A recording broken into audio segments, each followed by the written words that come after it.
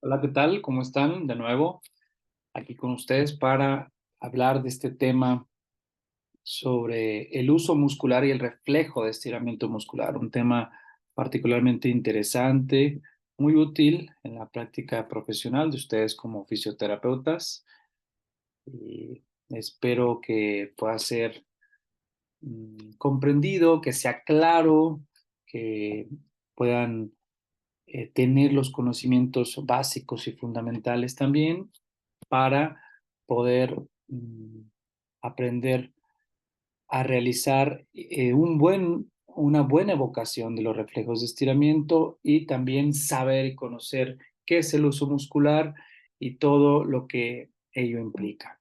Bien, pues sin más preámbulo, iniciemos la introducción para comenzar diciendo que el tejido muscular consiste en esa asociación morfofuncional de células especializadas. A las células musculares se le conoce con el nombre de miocito y la función principal de de estas células musculares va a ser la de proveerle movimiento al cuerpo.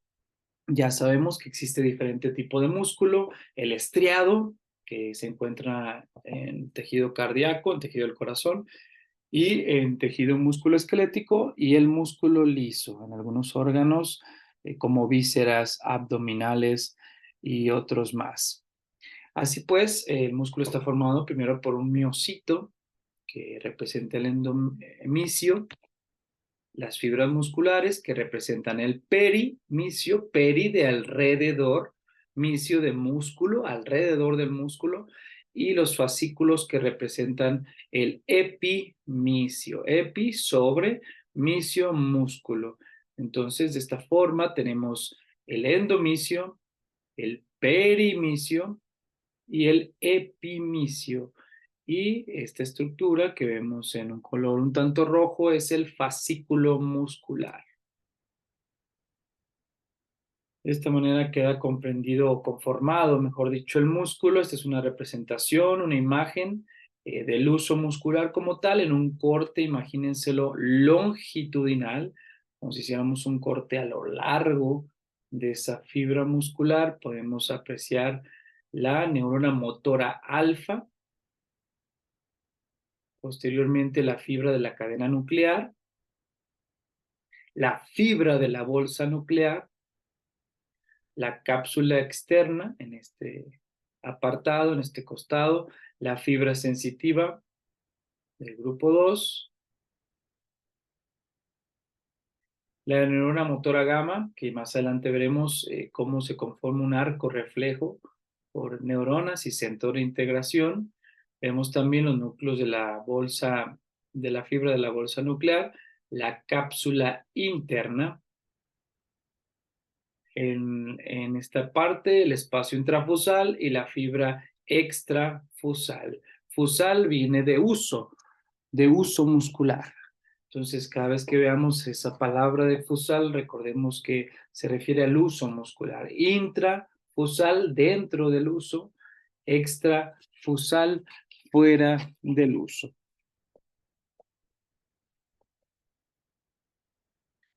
Y otro esquema con el hueso, tendón. Recordemos que el tendón es una estructura, lo habíamos mencionado en clases anteriores, que une al músculo con hueso.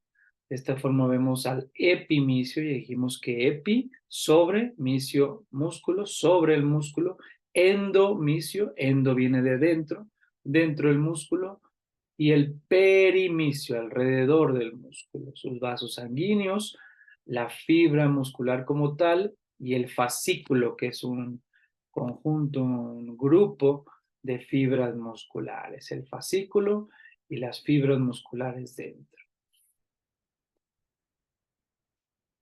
Y este otro esquema representado de forma sencilla con una vista de forma superior, en donde se aprecian las fibras musculares, el epimicio alrededor, el perimicio sobre esa fibra y el endomicio dentro de esa fibra muscular. Repetimos, el fascículo muscular, una agrupación de fibras musculares y estas propiamente las fibras musculares dentro de ese fascículo. Varias fibras musculares forman un fascículo.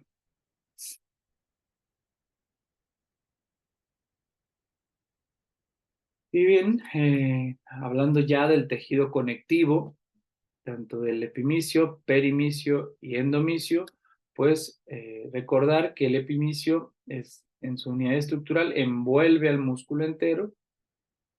Así pues, el perimicio va a unir fibras musculares y, repito, forma esos fascículos. Y el endomicio, pues va a envolver a la fibra o a la propia célula muscular. Entonces, si en un examen se puede preguntar o se pudiera preguntar cuál es la unidad estructural o cuál es la función del epimicio, pues envolver a ese músculo por completo o músculo entero. La unidad estructural o función del perimicio, unir las fibras musculares, formar los fascículos. Y la función o la acción del endomicio, pues envolver a la fibra o a la célula muscular.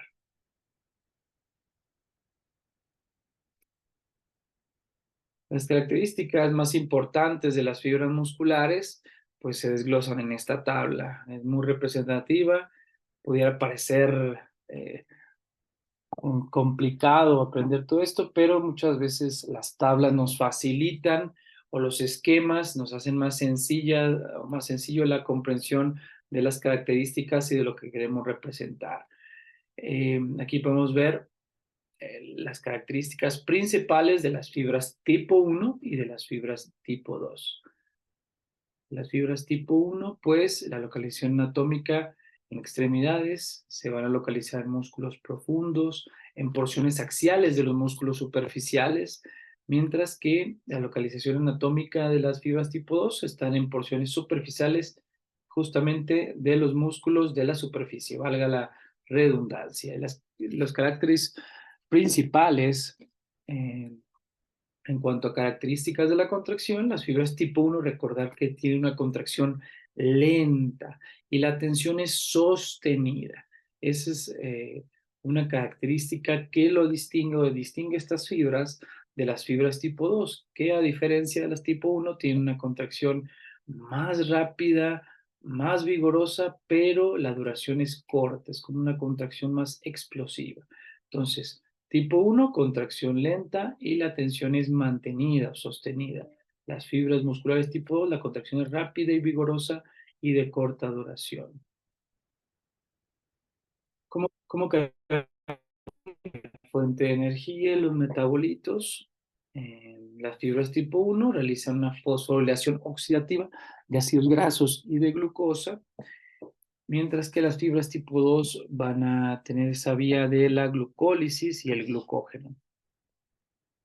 Las características enzimáticas, pues en cuanto a enzimas mitocondriales, las fibras tipo 1 tienen abundantes enzimas mitocondriales, las fibras tipo 2 son escasas en cuanto a ellas. En cuanto a enzimas glucolíticas, fosforilasa y DHL, las fibras tipo 1 son escasas, son pocas, y en las tipo 2 va a haber eh, muchas enzimas glucolíticas, fosforilasa y DHL. En cuanto a miosina ATPase, que es una enzima, las fibras tipo 1 tienen pocas y las tipo 2 abundantes. Y por último, las isocimas predominantes de la DHL, deshidrogenasa láctica, las tipo 1 es LD1, LD2, LD3, y recordar que las tipo 2 la conforman mmm, predominantemente la LD4 y la LD5.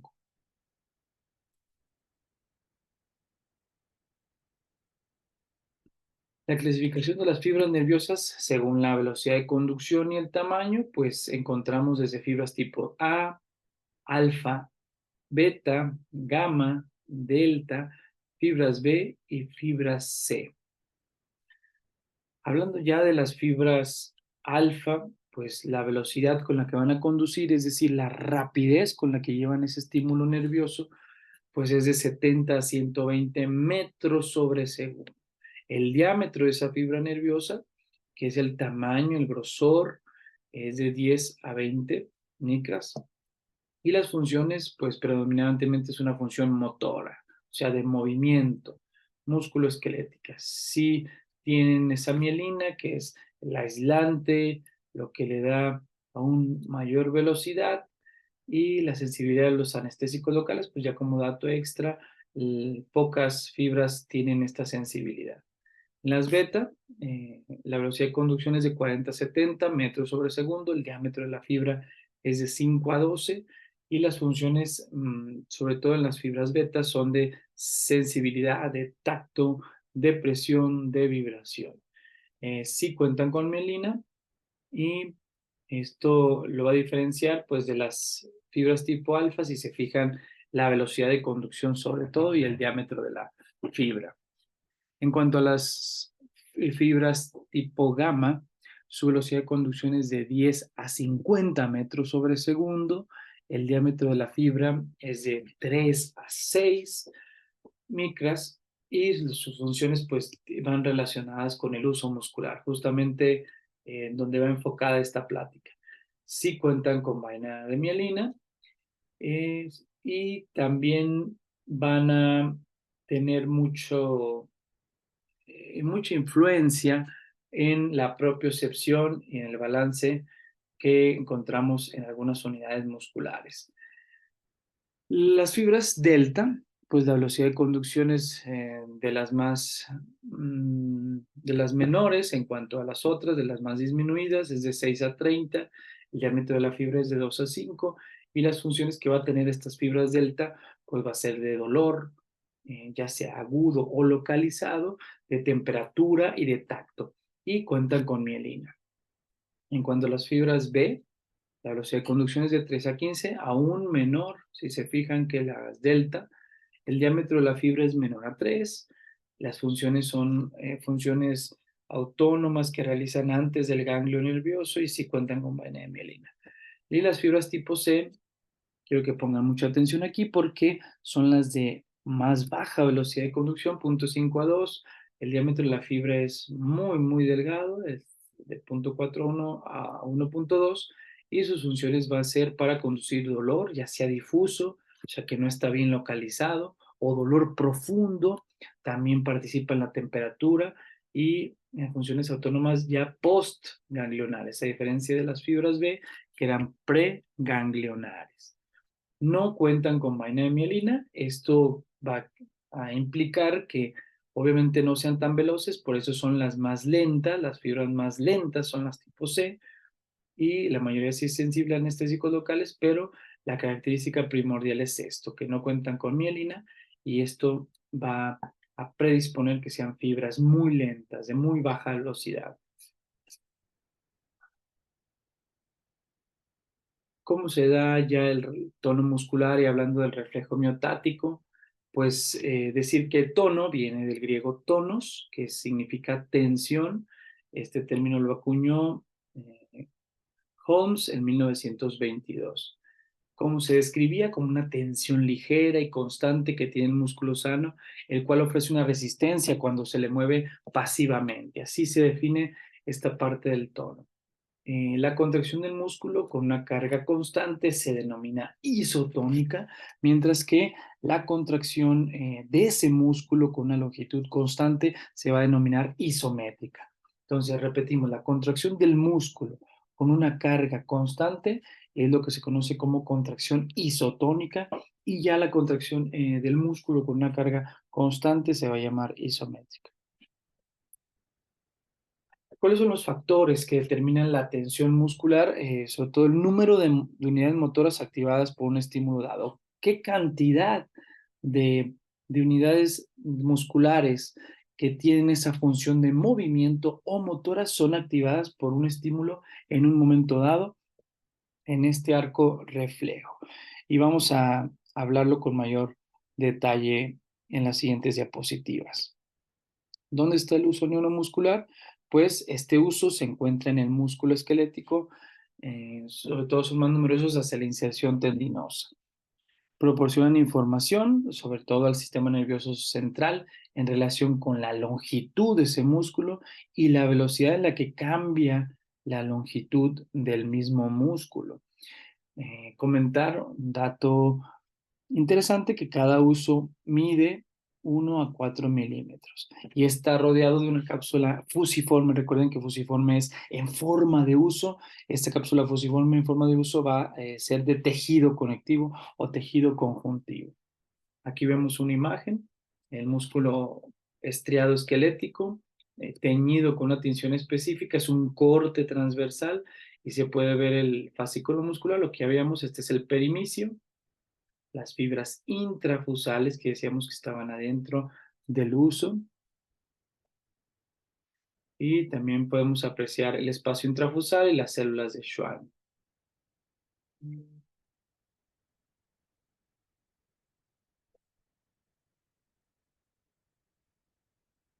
El uso neuromuscular, y hablando de la anatomía, pues en el interior de la cápsula hay de 6 a 7 fibras musculares intrafusales, es decir, dentro del uso. Las fibras intrafusales cuentan con bolsa nuclear y cadena nuclear, dos componentes importantes. La bolsa nuclear, con la presencia de numerosos núcleos en la región del centro o ecuatorial, y no hay estriaciones cruzadas, no hay esta parte. Y la cadena nuclear, por su parte, los núcleos forman una única fila, ya sea longitudinal o una cadena en el centro de cada fibra en la región ecuatorial. La región ecuatorial, pues, es la región del centro, el ecuador, lo que divide. La bolsa nuclear, pues, va a tener, en este caso, mayor diámetro, la característica de que se extiende más allá de la cápsula en cada terminación y se inserta en el endomisio, en esas fibras que están fuera del uso, las fibras extrafusales. Y las terminaciones, también va a contar con esto, terminaciones anuloespirales en el ecuador o en el centro de las fibras. Mientras que la cadena nuclear va a tener terminaciones en ramillete a distancia de la región justamente que divide, o de la región ecuatorial. La fibra mielínica, por su parte, va a perforar esa cápsula, pierde su vaina de mielina, el axón ya sin esa vaina de mielina se enrolla en el espiral alrededor de porciones en la bolsa nuclear o en la cadena nuclear. Y una fibra mielínica ligeramente más pequeña que la de la terminación ánulo-espiral, perfora esa cápsula, en el caso ya estamos hablando de la cadena nuclear, y pierde la vaina de mielina. Y el axón desnudo, sin vaina de mielina, pues se ramifica terminalmente y finaliza como una forma llamada varicosidades. Aquí otra fotografía de un tejido histológico muscular con una tinción especial. Este es un músculo estriado esquelético. Es un corte transversal del uso neuromuscular. Podemos apreciar en esta parte, con la letra B, una fibra nerviosa extrafusal. Este sería el fascículo muscular, con la letra C, el perimicio, alrededor del músculo perimicio. Y en la imagen de la derecha tenemos otro uso neuromuscular, también un corte transversal. Podemos apreciar también de este lado el fascículo muscular. Si se fijan, el fascículo ya es un conjunto, un grupo de fibras musculares, es un fascículo muscular, fibras intrafusales, cápsula del uso neuromuscular y fibra muscular esquelética extrafusal, aquí con el número 3.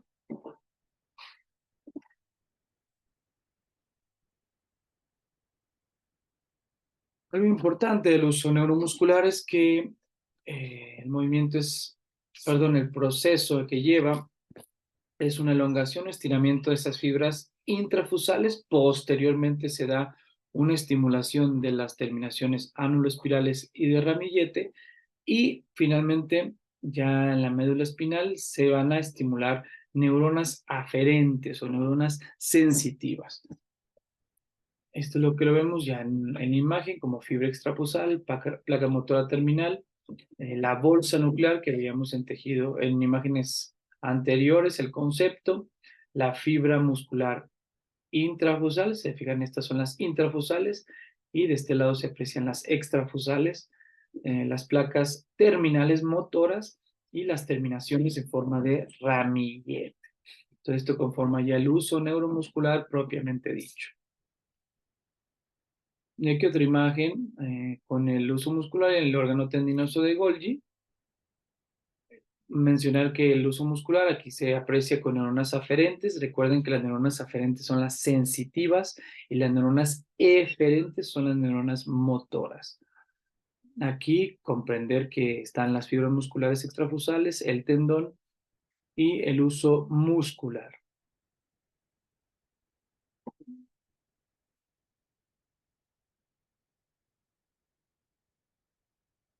La inervación motora de esas fibras intrafusales están proporcionadas por fibras finas motoras gamma, muy importante. Las fibras intrafusales, repito, están eh, inervadas de forma motora por las fibras motoras gamma. Y las fibras extrafusales del resto del músculo, pues van a ser inervadas a partir de axones de tipo alfa. Entonces, recuerden, fibras intrafusales por fibras gamma y las fibras extrafusales por fibras alfa. La estimulación de nervios motores pues se da por fibras intrafusales que se contraen y van a activar esas terminaciones sensitivas. La región del ecuador, la región que divide, no es contráctil. Aquí vemos otra imagen donde se ve una neurona motora alfa. El cuerpo o soma de la neurona se llama cuerpo o soma. Las extensiones, que son las dendritas. Y aquí se va a ver el axón, que es esa prolongación de la neurona que propaga el potencial de acción, la acción terminal, llega a esa neurona hasta la miofibrilla y a la placa motora de esa unidad muscular. Así es como se van activando. Lo importante de esta imagen o de esta diapositiva es que ustedes comprendan entonces que la inervación motora de las fibras intrafusales está proporcional a las fibras motoras gamma y las fibras extrafusales reciben inervación de axones de tipo alfa y comprenden muy bien esa relación entre la neurona y las miofibrillas. La función del uso neuromuscular, propiamente dicho, pues tiene tres acciones principales o tres funciones primordiales, que es reposo, actividad muscular, activo-pasiva, y también el disminuir la velocidad al impulso a los impulsos nerviosos. El reposo, pues, impulsos nerviosos aferente que no se perciben de forma directa o consciente, ayuda mucho en este sentido. La actividad muscular, ya sea activa o pasiva, provoca que las fibras dentro de ese uso muscular o fibras intrafusales se distiendan y esto va a provocar un aumento de la velocidad del paso del impulso nervioso hacia la médula espinal o hacia el cerebro mediante neuronas aferentes. Y también participa en la disminución de la velocidad del paso de los impulsos nerviosos, ya sea a la médula espinal o al cerebro.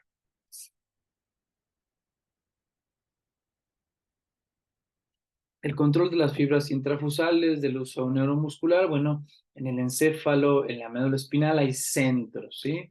Va a haber centros que establecen conexiones y que van a haber tractos, ya sea ascendentes o descendentes.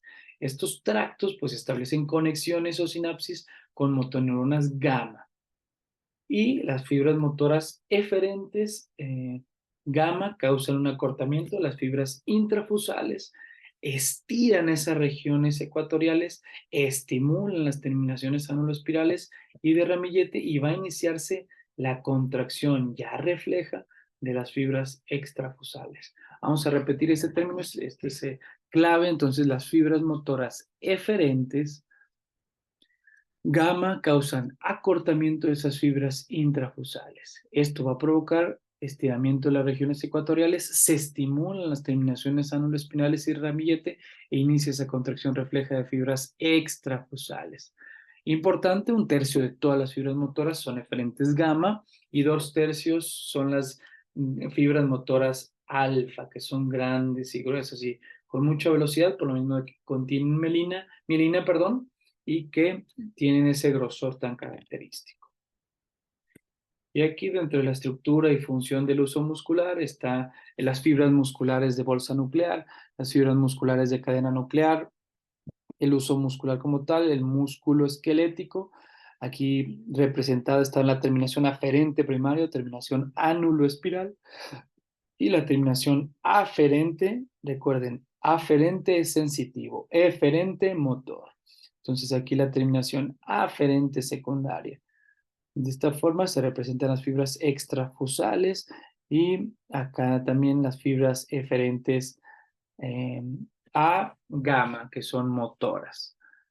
Así es la función y la estructura ya desde un aspecto microscópico con este dibujo, con esta imagen en cuanto al uso muscular, perdón.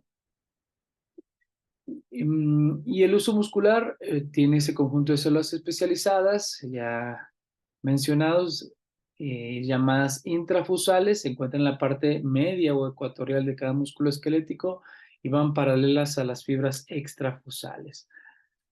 La función principal, muy importante, es detectar la longitud del músculo y la velocidad de ese cambio de longitud. Entonces, la función principal es detectar la longitud del músculo y la velocidad de su cambio. Si preguntamos, ¿cuál es la función principal del uso muscular? Pues es justamente detectar la longitud del músculo y el cambio de velocidad de ese músculo. Detectan esos movimientos. El uso muscular va a percatarse, a percibir este cambio de longitud y de dirección. Pasa esto, posteriormente las células intrafusales tienen pocas cantidades de miosina y actina, perdón, y si las tienen, pues se encuentran en los extremos de la célula. Hay dos tipos de célula, ya mencionadas, fibras musculares de la bolsa nuclear y también las fibras musculares de la cadena nuclear. El uso muscular pues se compone de 3 a 12 fibras intrafusales, hay una longitud aproximada de 3 a 10 milímetros como aspecto relevante.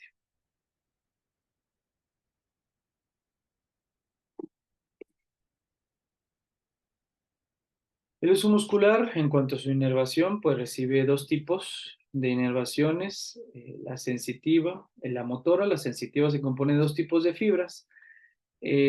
Esta sería la tipo 1A y la otra sería la tipo 2. La tipo 1A, pues es una terminación aferente primaria o anula espiral. La terminación aferente secundaria de tipo 2 es de 8 micras. Mm, en cuanto al circuito del uso muscular, pues tenemos aquí la representación, otra vez la terminación aferente primaria, aferente secundaria. Las fibras eferentes secundarias van a hacer sinapsis con interneuronas y estas a su vez pueden generar sinapsis con motoneuronas anteriores u otro circuito neuronal. Aquí vemos en el esquema las raíces posteriores, o sea, las raíces de atrás. Vemos la motoneurona anterior y las raíces anteriores. Por su parte, las fibras eferentes primarias van a hacer sinapsis directas con la motoneurona anterior y va a generar una activación de fibras gamma y de alfa. Entonces se activan estas dos fibras, las gamma y las alfa, que van justamente a las fibras extrafusales. Este es el circuito del uso muscular. Entonces repetimos, hay raíces, vemos las raíces posteriores de la médula, las raíces anteriores, va a haber unas fibras eferentes secundarias que van a hacer sinapsis con interneuronas y que pueden generar a su vez sinapsis con motoneuronas anteriores u otras del circuito neuronal. El uso neurotendinoso u órgano neurotendinoso de Golgi, o también llamado órgano de Golgi, pues está localizado cerca de donde se unen el tendón y el músculo. ¿Cuál es su función? Pues recabar, llevar esa información sensitiva al sistema nervioso central en relación con el estiramiento o la tensión de los músculos. Cada uso consta de una cápsula fibrosa que rodea ese fascículo de fibras tendinosas y está dispuesto laxamente. Las células tendinosas son más grandes y más numerosas. ¿Qué va a pasar? Que las terminaciones nerviosas se van a activar cuando se aprietan, se comprimen las fibras tendinosas que están al lado en el interior de ese uso muscular. Cuando se desarrolla una cierta tensión del tendón, un estiramiento, se va a activar esas terminaciones nerviosas y se va a provocar ese momento de acción del uso neurotendinoso u órgano neurotendinoso de Golgi.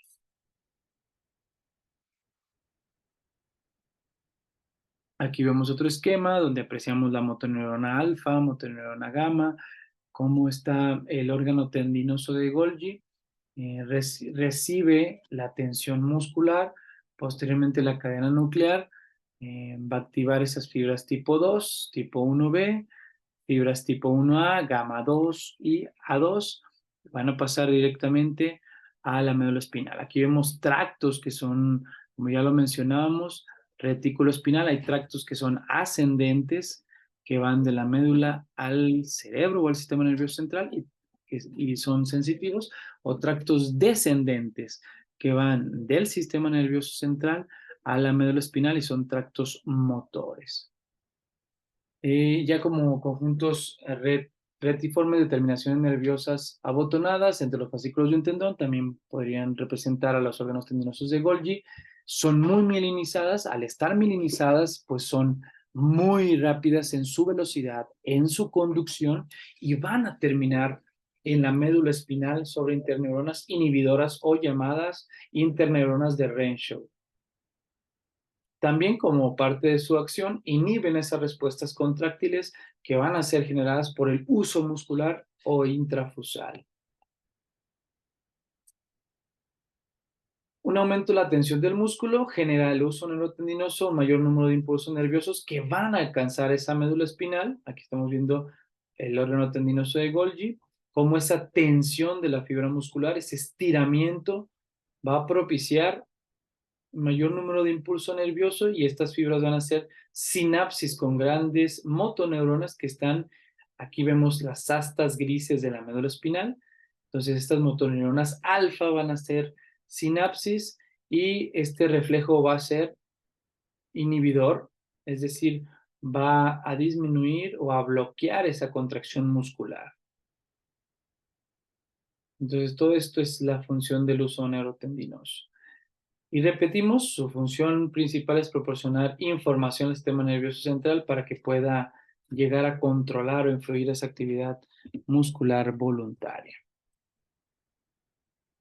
Otra imagen del reflejo, en este caso es un músculo cuádriceps, que ya hemos dicho que representa 4 músculos o 4 vientres musculares, de ahí su nombre. Es similar el mecanismo, el arco reflejo. Va a haber también neuronas monosinápticas excitadoras que van a tener conexiones con neuronas alfa motoras del músculo cuádriceps en el mismo segmento, y esta neurona inhibitoria o la sinapsis de la neurona inhibitoria con la neurona alfa motora es antagonista en este músculo flexor, en este caso el músculo semitendinoso. Entonces, es una parte de cómo también se puede representar ya en músculos específicos. Aquí vemos al semitendinoso, que es un músculo flexor, y recordemos que el cuádriceps tiene esa parte del vasto intermedio, vasto medial, vasto lateral, recto anterior, y en esta parte ya vemos al semitendinoso, que forma parte de los llamados músculos de esa famosa pata de ganso y que tiene esa función flexora.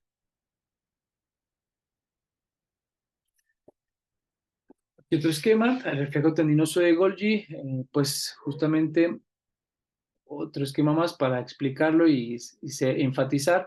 Este órgano tendinoso de Golgi pues identifica esa tensión muscular, ya sea de una contracción isotónica o isométrica, y va a controlar la tensión. Esa reacción de alargamiento o reacción brusca en la médula espinal causa una relajación instantánea y va a ayudar a que el músculo evite ese desgarro o arrancamiento del tendón en inserciones óseas. Es una especie de retroalimentación negativa. Recordemos que el músculo tiene varios mecanismos para controlar o para compensar alguna alteración o cambio. Entonces, todo eso se llama retroalimentación negativa. y hay interneuronas inhibidoras capaz de apoyarles también, como las A-alfa, neuronas A-alfa. Pues terminamos este segmento de la clase. Voy a pausar aquí la primera parte porque se acaba el tiempo de poder grabar o de realizar la grabación y continuamos en la segunda parte de este tema de uso muscular y reflejos de estiramiento muscular.